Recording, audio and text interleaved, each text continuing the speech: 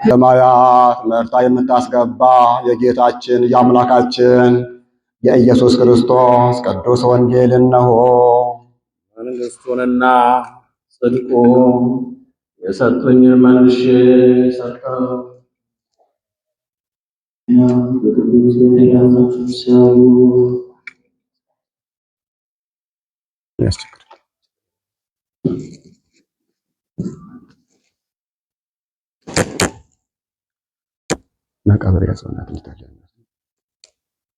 ክብር ምስጋና ይግባውና የጌታችን የአምላካችን የኢየሱስ ክርስቶስ ቅዱስ ሉቃስ እንደጻፈው የቅዱስ ሉቃስ ወንጌል ምዕራፍ 1 ቁጥር 39 እስከ 57 ወተንሣት ማርያም ፍጡነ በውእቱ መዋዕል ወሆረት ደወለ አይነ ከርም ወበጻት ሀገረ ዳዊት ዘይሁዳ።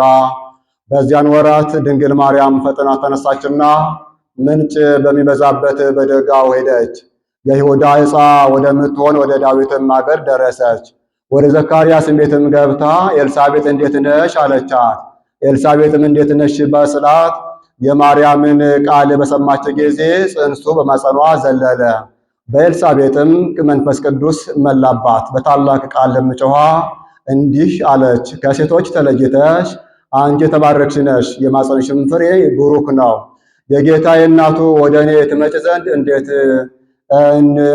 ዘንድ እኔ ምንድነኝ አለች። እነሆ እንዴት ነሽ ስትኝ ቃልሽ በሰማው ጊዜም ልጁ በማጸኔ በፍጹም ደስታ ዘሏልና ከእግዚአብሔር ተልከው የነገሩሽን ቃል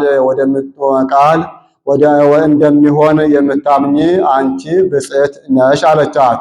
ድንግል ማርያምም እንዲህ አለች፣ ሰውነቴ እግዚአብሔርን ታከብረዋለች፣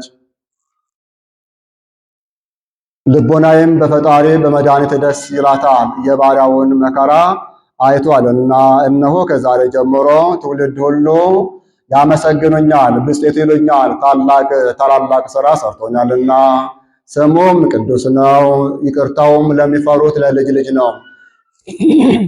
በስልጣኑ ኃይልን አደረገ። የልቡናቸውን ሐሳብ ከፍ ከፍ የሚያደርጉትንም በተናቸው። ኃያላኑን ከማዕረጋቸው አዋረዳቸው።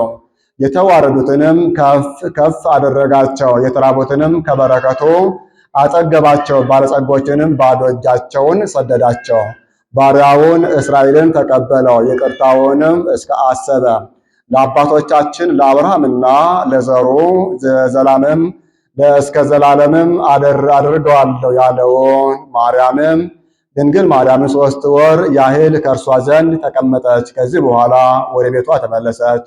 ከኦሪትና ከነቢያት አንዲት ቃል ከምትወድቅ የሰማይና የምድር ማለፍ ይቀላል አላቸው ጌታችን ለደቀ መዛሙርቱ።